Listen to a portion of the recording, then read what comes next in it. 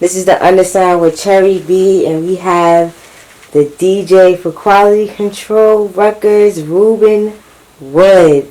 Now, Ruben Wood, like I say to everybody else, this is a platform for underground talent to be heard. I push underground artists. I feel like there's a lot of underground artists out here way better than mainstream talent, and I just want them to be heard. So, I'm just glad you're here on the Undersound with Cherri B to give us who you are. Introduce yourself. Alright, so what's good, people? My name is Ruben Wood. I'm a Quality Control Music QC DJs. I'm also a music producer signed to Sony ATV. I'm also a entrepreneur too.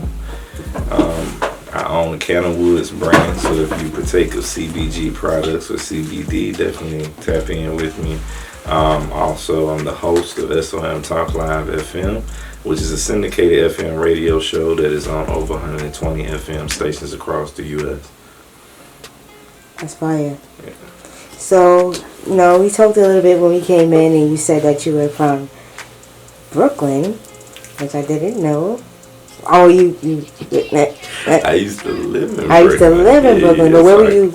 But where do you reside? Like, where are you from? So I'm originally from Brunswick, Georgia. Okay. So Brunswick, Georgia is actually where the islands and the beaches are in Georgia. Now, I used to live in Brooklyn. Mm-hmm. I have family in Brooklyn. First cousins, some uncles. My aunt stays in the Lower East Side of Manhattan. So, yeah, definitely got a lot of family in New York. So I used to live here. And I haven't actually been back to New York since 10 years. For 10 years, bro. Mm-hmm. So, I feel good to be back. So shout out to NY. Now, where you come from, did your environment inspire your journey? Yeah. Okay. Because growing up where I'm from in Brunswick, Georgia, the only things that we really have to do there besides like make it out is as one of the other guys I was talking to in the interview I recently did is like, you sell dope or something. Because the things that Brunswick, Georgia is known for is not just the islands or the beautiful beaches and stuff, but it also has like a very ratchet side, as you could say, as far as what most people partake of. So, yeah. Okay. Now talk to me about who the real Ruben is. How did your DJ career start? Your DJ path journey start? Basically, I started doing podcasting before podcasting was really a thing back in 2012.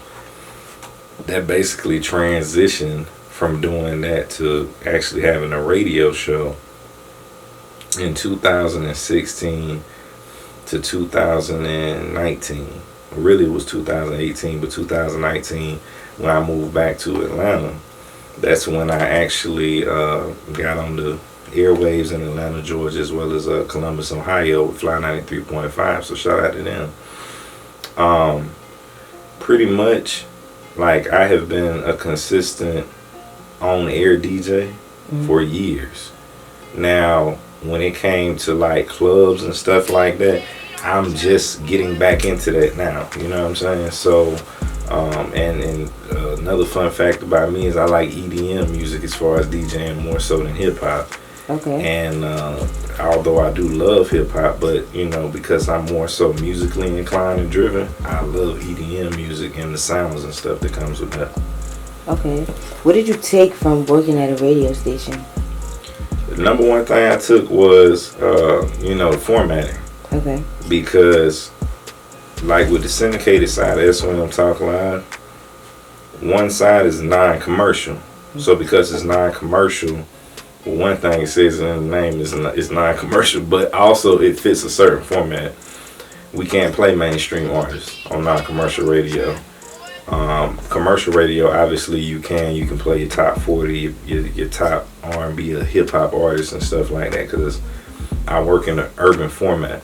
Mm-hmm. I'm also on FUBU Radio, Hip Hop Weekly Radio, 88.7 FM, 105.5, The King in Atlanta, Georgia, 104.9, Kokomo, Indiana, and the list goes on. So each station kind of has its own format, you know. So the number one thing has always been like, when you're doing your show, your segment, or whatever it is that you're doing, it must fit the format of that specific station. Okay. How do you compare working in the club to working in the station? Well, you know, I say like this, it's very similar. Right before coming here, I was doing a hosting up here for this weekend. And doing the hosting is like, it's really nothing different except you got the people in front of you, you have your audience in front of you. So that's probably the main thing. People are front and center. They're attentive. They're saying, hey, how you doing, or whatever. They're responding to what you're saying. But really, it's nothing different, because when you're hosting, you're DJing live in a club versus on the radio station, people are still listening. And that's really the most important thing. People are listening. So as long as you can control the mood and the crowd feeling and everything, whether you're hosting or DJing or whatever, that's the most important thing. You got to make sure you're giving off the proper energy for the crowd. Okay.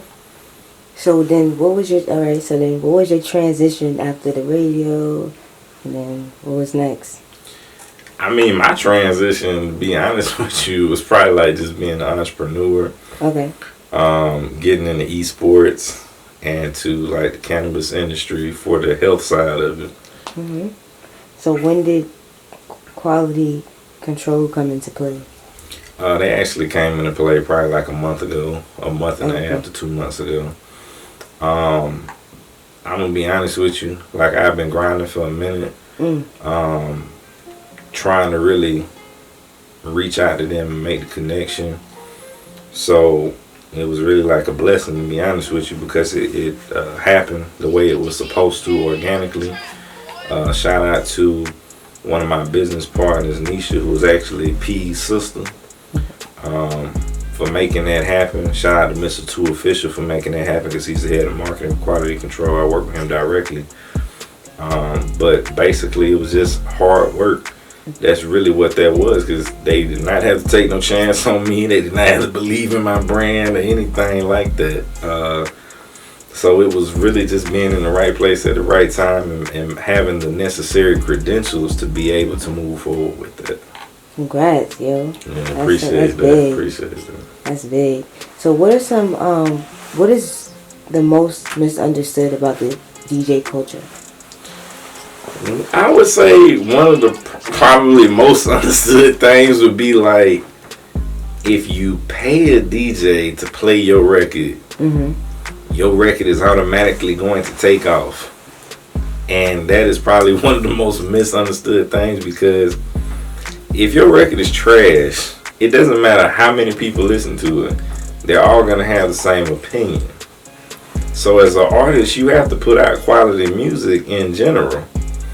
And that doesn't always mean, or you know, like if an artist knows that they make a lot of street music, you gotta be versatile enough to have one good radio record, one good club record. You can't always do street music and expect that street music to gravitate to the masses, because it's not gonna transcend. And as an independent artist, I hope that they really listen to this. If you look at all the people who you look up to as far as artist wise, they were versatile. They are versatile. They have had to either dumb themselves down on a record or level themselves up on a record enough to be able to make that type of music that everyone can digest and listen to. So, yeah. Okay. So, who was the DJ that inspired you to touch the turntables? I'm gonna be honest with you, because I produce Okay. and I DJ Just Blaze. Okay. Shout out to Just Blaze. I met him in person at one of Greg Street's it was like sneaker events in Atlanta, and I didn't have a fan moment. I was real cool about it, but you know, I was like, man, this is Just Blaze. Like, do you know who you are? You know what I'm saying? Like, all the great production work he done, and he definitely DJs himself too. So that's probably been like one of my biggest inspirations as far as looking up to who does like DJing as well as producing too. So yeah. So who have you worked with so far? I've worked with so many people. To be honest with you, I've literally worked with a lot of these same artists and music that y'all bump like before they got uber popping. Okay.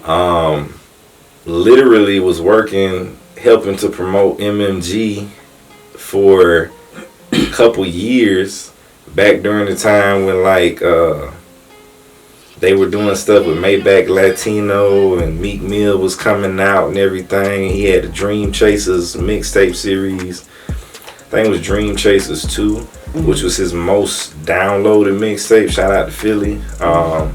Definitely was helping to push that with them as well. So I done worked with a lot of major artists, a lot of independent artists who, you know, breaking the mold and everything, because I get so much music all the time for my show, for my segment, stuff like that, just to spin. So I'm always constantly working with so many different artists. And right now we working with, as far as quality control, Bankroll, Freddie. Definitely heavy out there in these streets. Shout out to Arkansas and everything that they doing. He putting on for the city, definitely. Who was the most fun to work with? Fun to work? I mean, you gotta be somebody. I mean, you enjoy working with. I'm gonna be honest with you. Working with hands-on, developing talent, I would say like the people that I work with now, like R&B artist Devontae,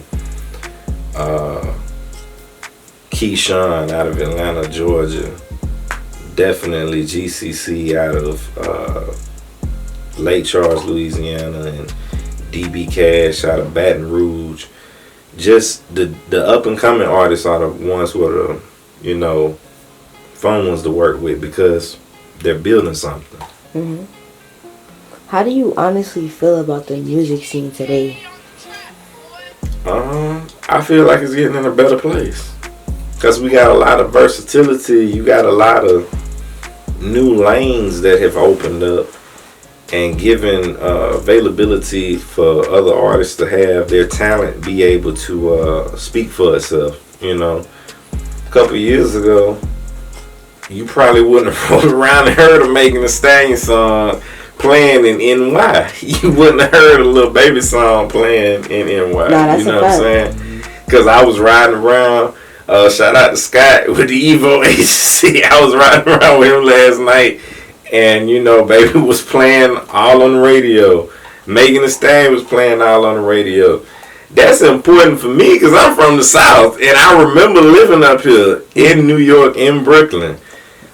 Man, we wouldn't get no play up here like that, man. You might get a couple of records. Yeah. You was all New York artists. Yeah, all New York. So I'm just happy to be able to have lived long enough to witness the South breaking into the northern market so heavy, and even the New York artists breaking into the South so heavy. You know what I'm saying?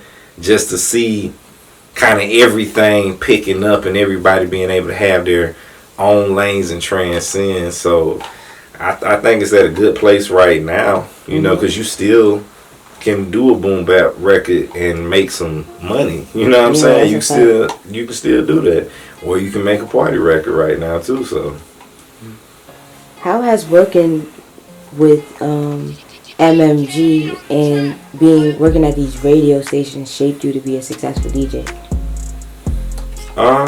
I would say that, like, working with them back then in 2012, it was a dope experience because it got my feet wet. Being a part of their promotional team and stuff like that for promoting their artists and their events. Push forward to now, like working with quality control and just being on air.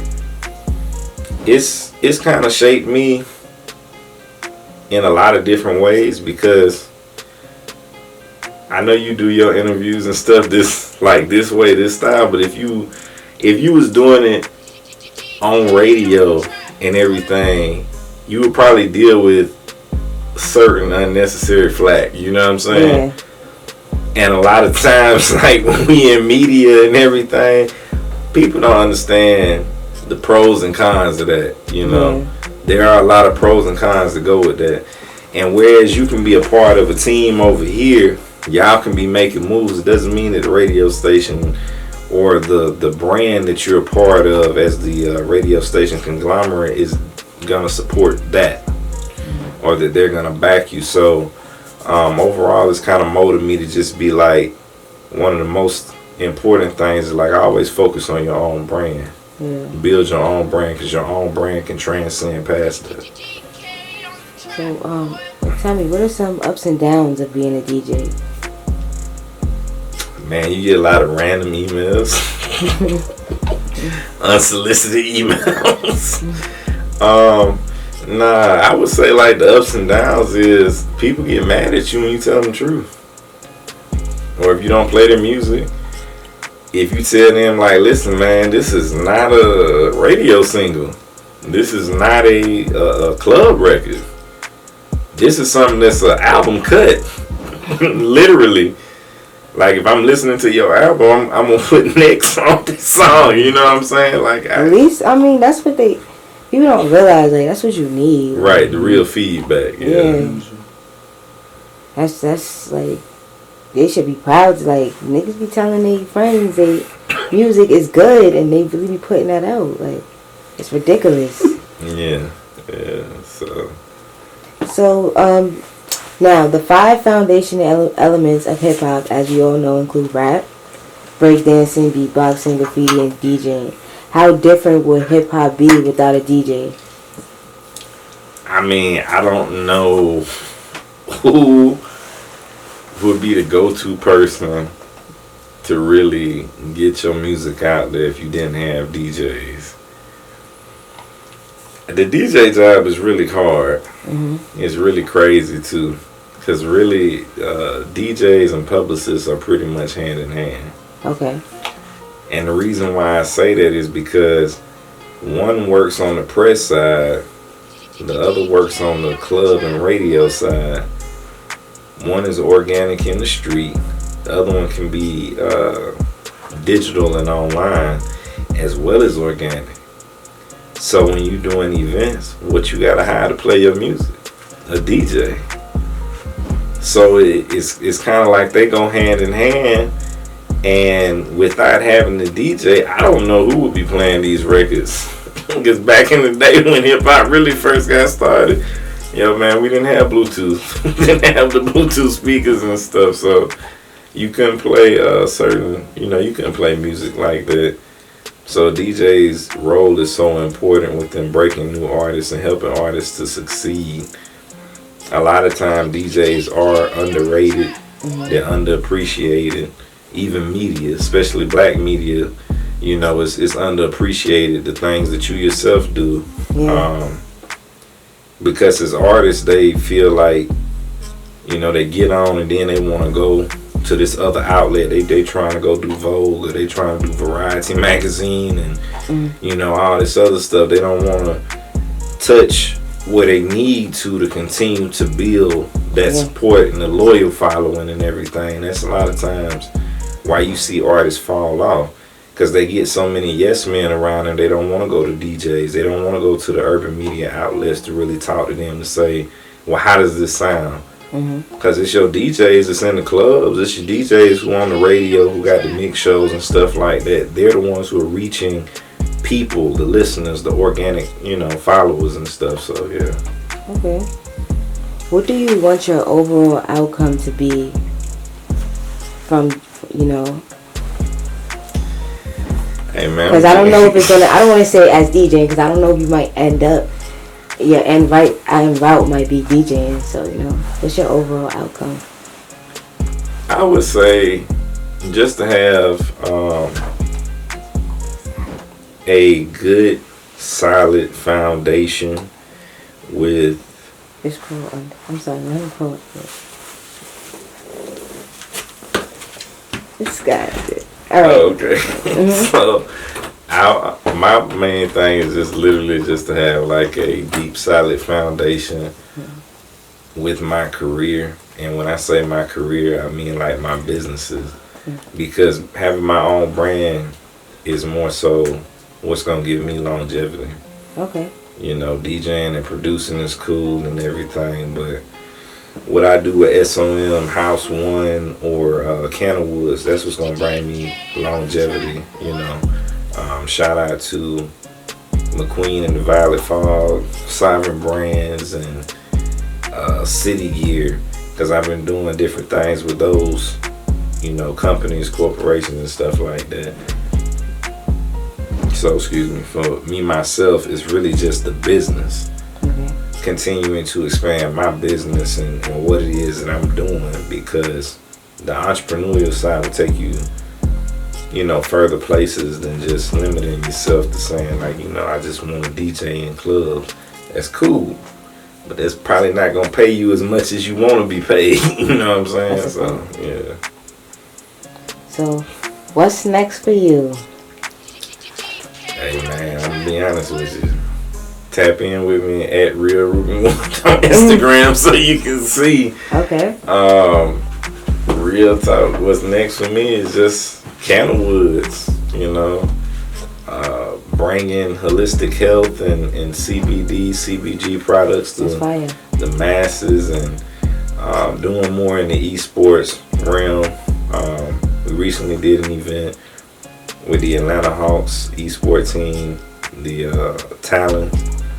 So shout out to them, and we just kind of helping the next generation of youth deal with a lot of anxiety, mental health issues, and different things like that, and just build them up, show them how to make money from stuff. So that's really what's next for me, just kind of giving back and doing more stuff in the community. Yeah, that's fire.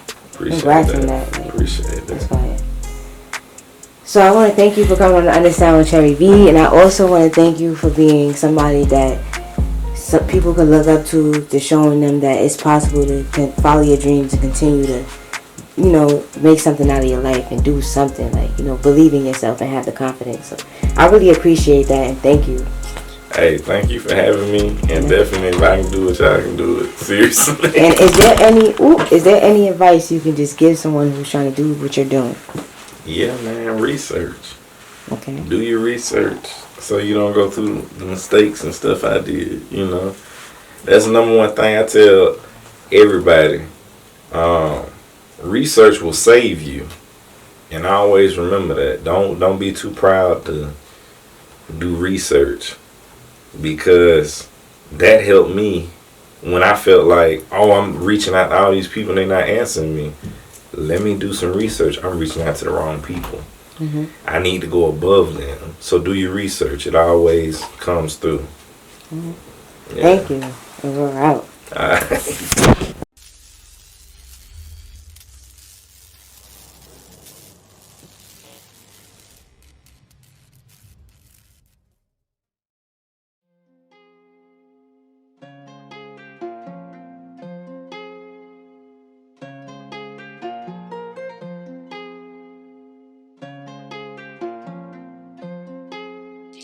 DK on the track, boy.